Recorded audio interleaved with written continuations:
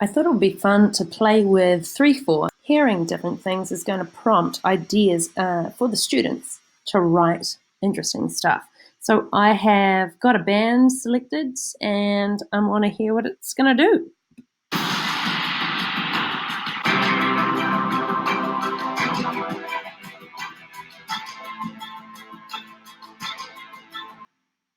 Wow, it's a long way from the original.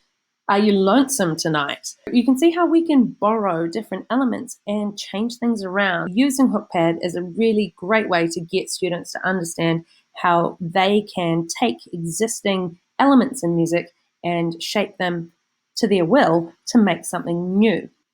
One thing I really love is that this is going to supercharge what instrumentalists can do. If they play a simple melody instrument like, say, a saxophone or a clarinet, or if they're a flute player, they can actually start putting on that mindset of a producer to create a whole piece rather than just a single melody.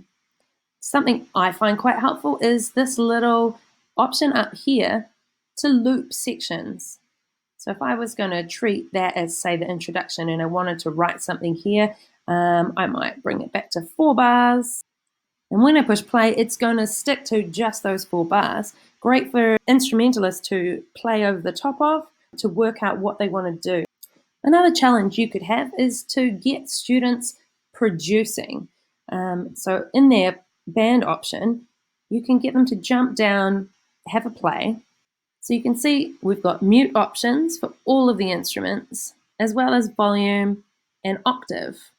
Now at the side, we've got all the different options that we can tag in and out. So I put the chords in and then I hit orchestral and this is what I got.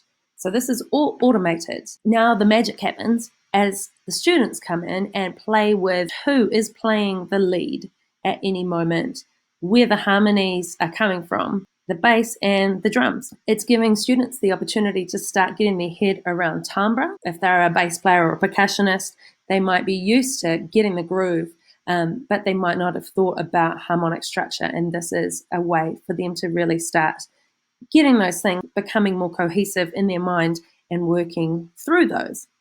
So if I wanted to challenge the students to take this and turn it into something more of a lullaby, I'm immediately giving them an end point. You could get the students to brainstorm typical things that you would hear in a lullaby. What are things you want to avoid in a lullaby?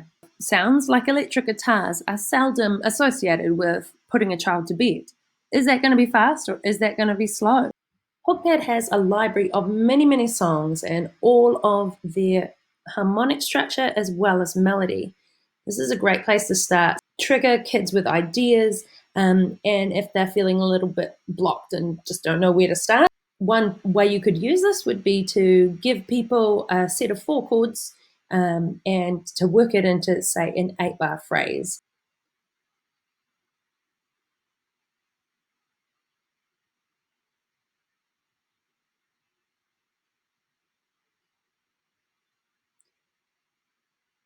Find a chord progression and task the students with finding 3 songs that use that progression. Tell us about the context they use it in. Analyze and listen to give feedback on the tempo, where it sits in the song structure, how they've harmonized it, or what the melody's doing over the top. I really appreciate how the Hookpad library gives a really clear breakdown of how popular music is all just built on the same chords. You can hear really, really different examples of music from wildly different genres pulling on the same chord structures. There are a bunch of examples looking at what the bass is doing. Present the kids with those 2 examples and then see what they can find, where in the song they happen. You might want to try setting a wee progression for students to integrate into a longer progression for 6/5. Ask them to put it in a, say, 8-bar phrase, and then see if students can identify where this cadence is, building their harmonic listing and getting them used to thinking and listening, considering what the music is built on.